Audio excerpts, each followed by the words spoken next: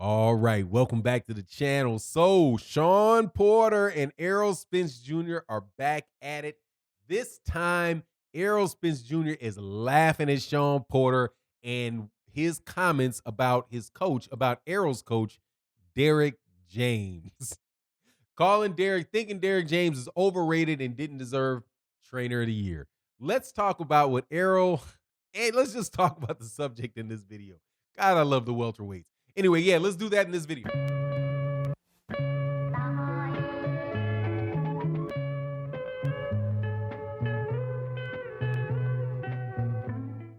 All right, welcome back to the channel. So everybody should know by now that Shawn Porter's a little salty. Shawn Porter got an issue with Errol Spence Jr. for a couple reasons. One, Errol Spence Jr. beat him and took his belts. And I don't think Shawn Porter likes that because Shawn Porter has yet to admit that Errol Spence Jr. beat him. And I don't think that he will ever admit that Errol Spence Jr. beat him. I think that that will go down forever like Marvelous Marvin Hagler and Sugar Ray Leonard in their fight where, Hagler's just like, I won, I don't care. That guy did not beat me. That is the attitude that Shawn Porter has about Errol Spence. Also, in the lead into their fight, there was an incident that people should know about that will put this whole conversation into context a little bit, make it more clear, provide a little context. Derek James, who's the trainer of Errol Spence, had a run-in with Kenny Porter, who is the trainer and father of Shawn Porter, in the match where Shawn Porter put up a great fight and thought he won. So from there, right there, Shawn Porter is going to be very, very hesitant to give Errol Spence Jr. any credit whatsoever. Do I think that Shawn Porter is an absolute and complete hater? No, I do not. I like Shawn Porter. I like Kenny Porter. I've never met them. I like them. I got a lot of respect for them. I just think that Shawn Porter is letting his personal feelings get in the way of his better judgment, and he shouldn't do that because it's so obvious that Derek James would be trainer of the year that it just kind of, if you act like that he's not, it really does make you look like you're just hating on the guy. Now, why would I say that it is so obvious that Derek James is trainer of the year and that Shawn Porter is just wrong? Just pause for a second and remember, when you ask Sapio, are you a professional fighter? You're wrong because a professional fighter said this and you didn't say this. This makes you wrong because you don't know anything and Shawn Porter knows way more than you. Yes, Shawn Porter definitely knows more about the sport of boxing in the ring than I do, for certain. No doubt about it, multiple time world champion, all of that. However, certain things are just so obvious that anybody could see because it's just like if there's a guy standing in the room, one is 7'5", the other one is 6'2", there ain't any doubt who's taller. Are they both tall? Yes. But when you see them in the room next to each other, then you look like, oh, no, this guy's up there, this guy's right here. No, yeah, they're both tall, but in this room, you're the short guy, right? There's no argument about it. That is the type of argument that there is with every other trainer in Derek James this year. There is nobody that is even remotely close to Derek James in conversations about trainer of the year. Nobody. Not Bomac, not Abel Sanchez, not Freddie Roach, not Joe Goosen, not anybody. Not Andre Rozier, not Ronnie Shields, nobody. Not Anatolia Lomachenko, nobody. Nobody is coming close to Derek James this year.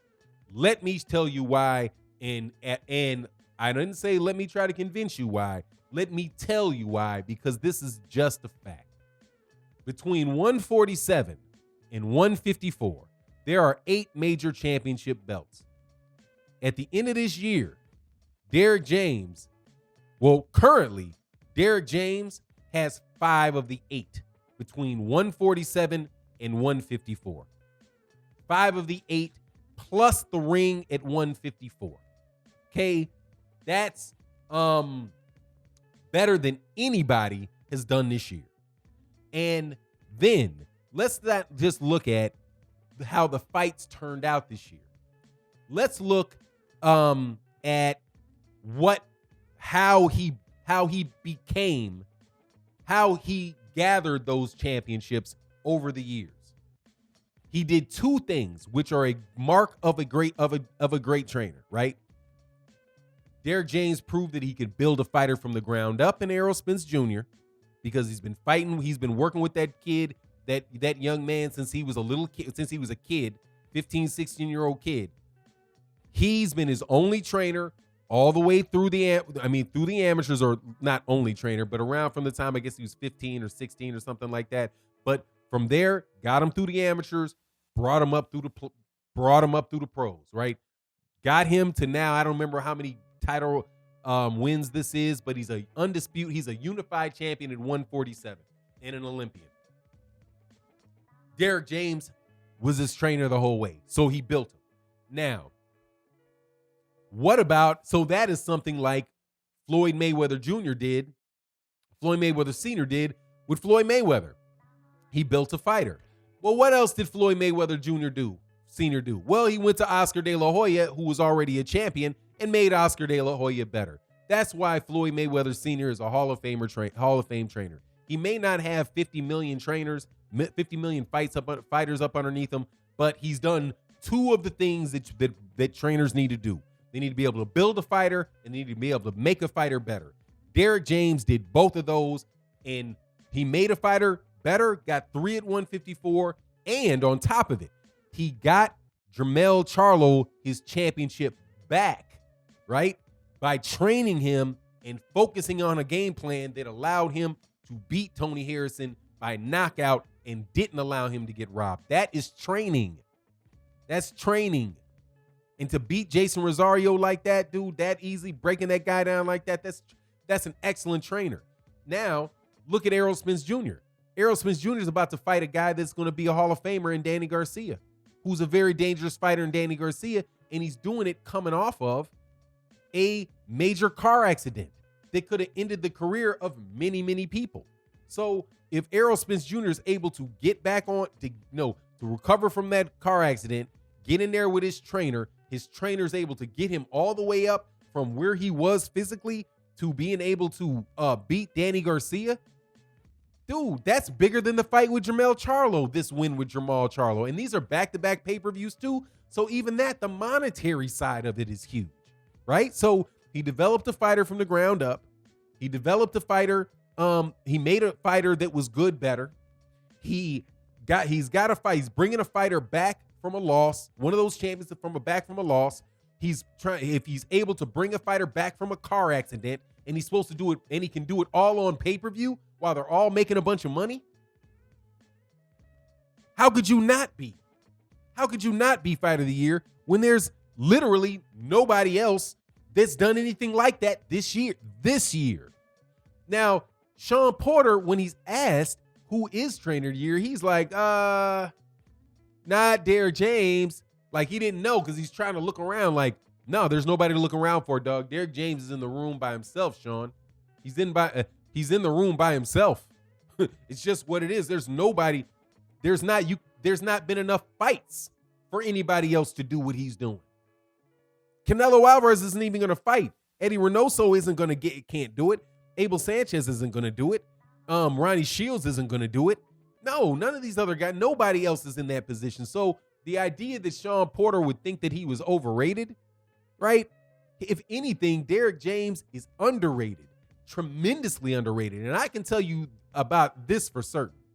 Derrick James is a dead serious dude, man. I've been around this guy, and like, even though, and I say this often, I've met Derrick James. Derrick James knows who I wouldn't call us friends by any stretch of the imagination, but he knows me. I know him. I respect him. He's very, very respectful, nice to me. But the guy does not play about that boxing, man. He does not play about it. I've been around him. I've seen him closely enough to see how detail-oriented he is, how serious he is, how he doesn't joke. Man, this guy is somebody that I would send my son to teach. I would send my son to Derrick James to teach him how to fight for sure. And That's what I'm saying. Just looking at this dude, there's just, man, no way, man. Derrick James, in fact, I can't wait to see how these year-end awards go, seeing as the PBC is the one putting all the fights on. Like, when the Boxing Writers Association of America awards, because I do believe that those are the ones that are most respected, the Boxing Writers Association of America, because even though many of the boxing writers in the Association of America are, you know, the Steve Kims and the Chris Mannixes, but there's also a lot of boxing writers that are not like that are very solid boxing writers and that get votes on those, and I respect those guys and I respect their opinions. But they ain't got nobody to vote for but Derrick James this year. You know what I mean? If you literally the only person training, literally the only person accomplishing, they got to give it to you. But now, you know what? I wouldn't be surprised if they did, though. I wouldn't be surprised if they did agree with Shawn Porter and just didn't give the award out.